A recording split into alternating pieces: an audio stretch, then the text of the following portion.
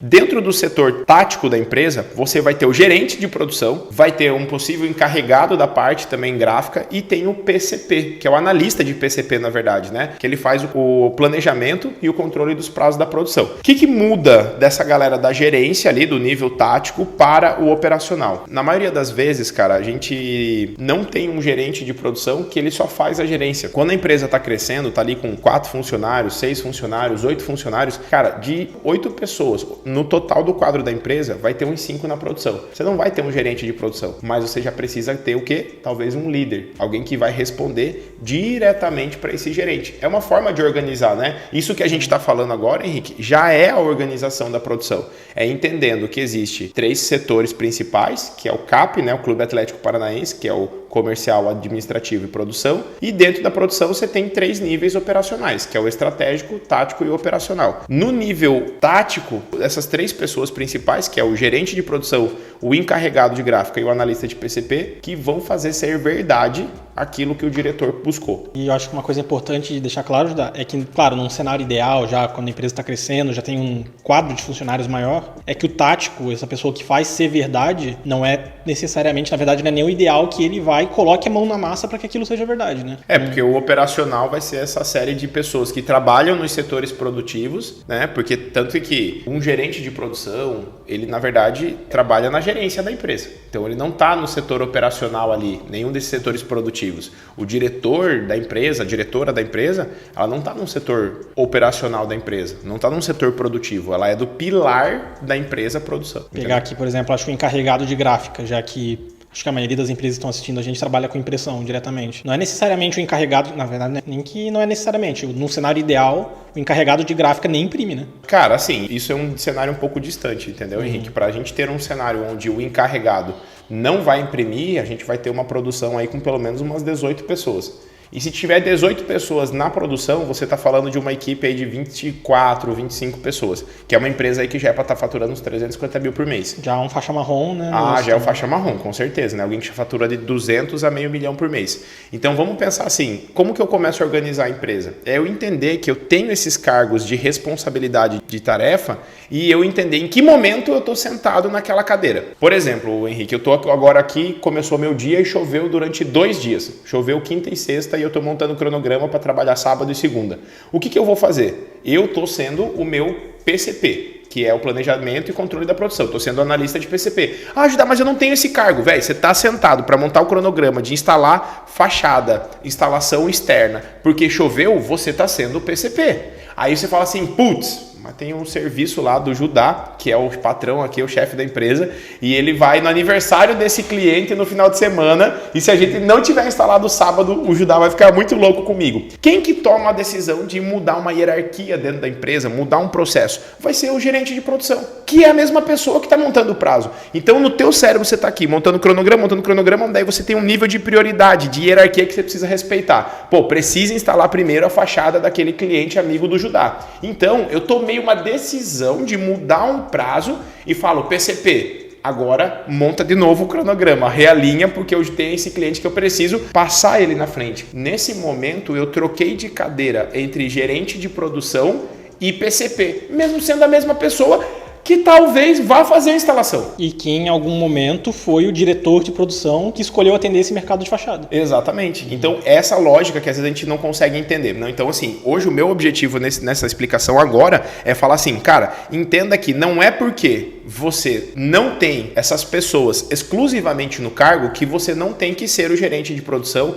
que você não pode ser essa mesma pessoa permeando entre esses cargos. Cara, por várias e várias vezes eu estava fazendo a instalação, o cliente olhava para mim e falava, você consegue fazer mais um adesivo, mais uma placa, mais um letreiro, ou vir aqui amanhã porque eu tenho mais um serviço? Naquele momento eu virava o quê? PCP, meu cérebro pensava, cara, o que eu tenho para entregar? Será que eu vou poder vir? Aí eu já virava na minha cabeça também o gerente, porque eu pensava, cara, mas se eu vier aqui amanhã, eu vou falhar com aquele outro cliente que eu não posso falhar. Então eu olhava para o meu cliente e tomava uma decisão de gerente e falava, eu não posso vir amanhã. Posso vir depois de amanhã para te atender, porque daí eu tô mais tranquilo, tal. Naquele momento eu tomei a decisão de talvez perder aquele cliente. E no momento que eu estava perdendo ele, eu estava assumindo a responsabilidade dessa perda.